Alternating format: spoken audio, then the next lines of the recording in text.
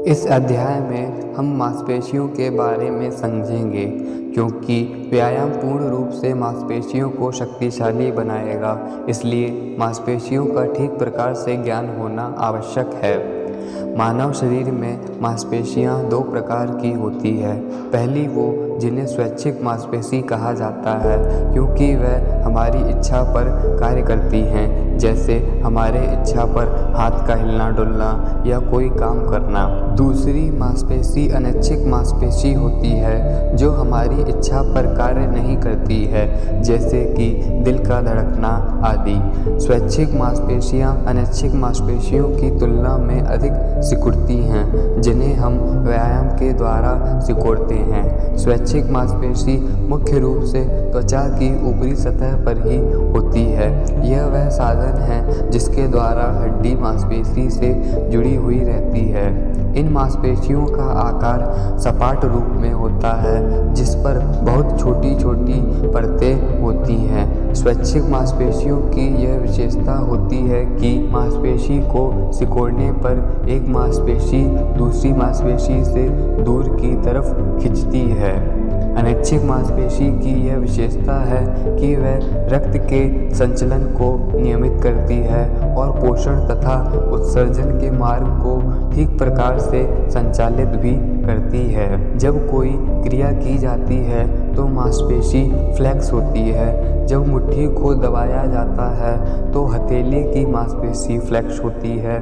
जब कोहनी को मोड़ा जाता है तब बाइसेप्स की मांसपेशी फ्लेक्स होती है। स्वैच्छिक मांसपेशियां हमारी इच्छा से कार्य करती हैं। हमारे जो शरीर की तंत्रिका होती है उसी के माध्यम से दिमाग द्वारा सिग्नल भेजा जाता है और मांसपेशी कार्य करती है। व्यायाम हमारी मांसपेशियों को उत्तेजित करता है और मांसपेशी गर्म हो जाती है, और हम जानते हैं कि एक गर्म मांसपेशी तापमान अधिक होने पर अधिक तेजी से और अधिक शक्तिशाली रूप से कार्य करती है। जब मांसपेशी गर्म हो जाती है तो दिल पर भी इसका प्रभाव पड़ता है और फिर वह रक्त को अधिक सक्रियता से शुद्ध करता है और सारे शरीर में रक्त को पहुंचाता भी है। जितना अधिक हम मांसपेशी को व्यायाम द्वारा कार्य में लाएंगे, उतना अधिक फायदा शरीर की ताकत और स्वास्थ्य पर होगा। मांसपेशियों की संख्या 500 हैं। उन्हें उनके उपयोग, स्थिति, आकार से नामांकित किया जाता है, जैसे कि बाइसेप्स और ट्राइसेप्स, ये दो मांसपेशी हुई।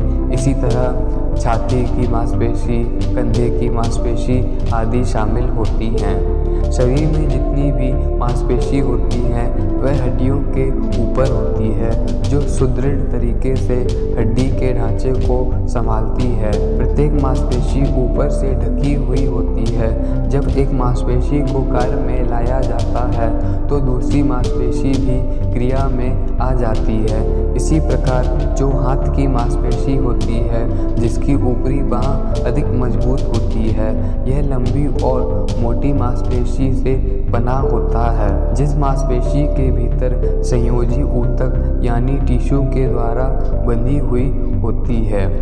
कोई भी मसल्स कार्य तब करती है जब मांसपेशी और तंत्रिका तंत्र एक साथ कार्य करते हैं। मस्तिष्क मांसपेशियों से जुड़ी हुई नसों को संकेत भेजता है।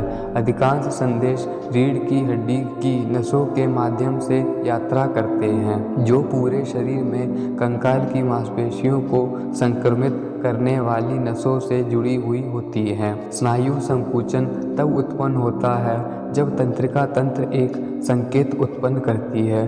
कोई भी सिग्नल तंत्रिका कोशिका से होकर ही गुजरता है, जिसे मोटर न्यूरॉन्स कहा जाता है।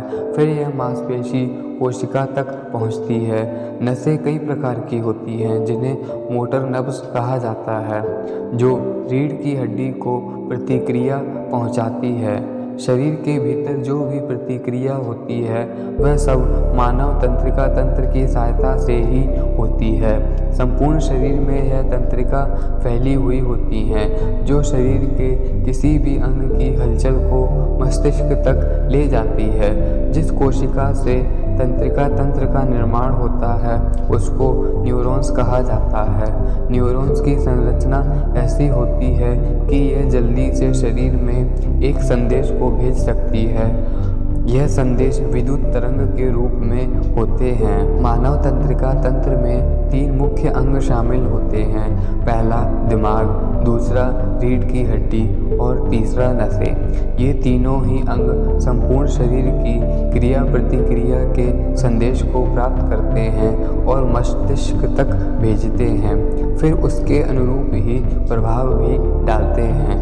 जब व्यायाम किया जाता है तो मांसपेशी में होने वाली छोटी से छोटी हरकत भी इन्हीं तंत्रिका तंत्र की सहायता से मस्तिष्क तक पहुंचाई जाती है।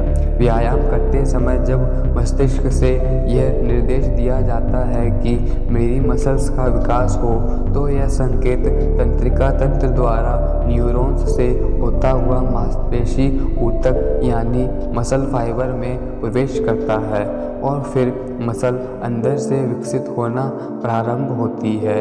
इसीलिए व्यायाम करते समय यह बहुत ही महत्वपूर्ण माना जाता है कि व्यायाम पूर्ण मन की एकाग्रता के साथ ही किया जाना चाहिए ताकि मांसपेशियों का उचित विकास हो। मित्रों, मैंने अपने सामर्थ्य से इस अध्याय को पूरा किया है।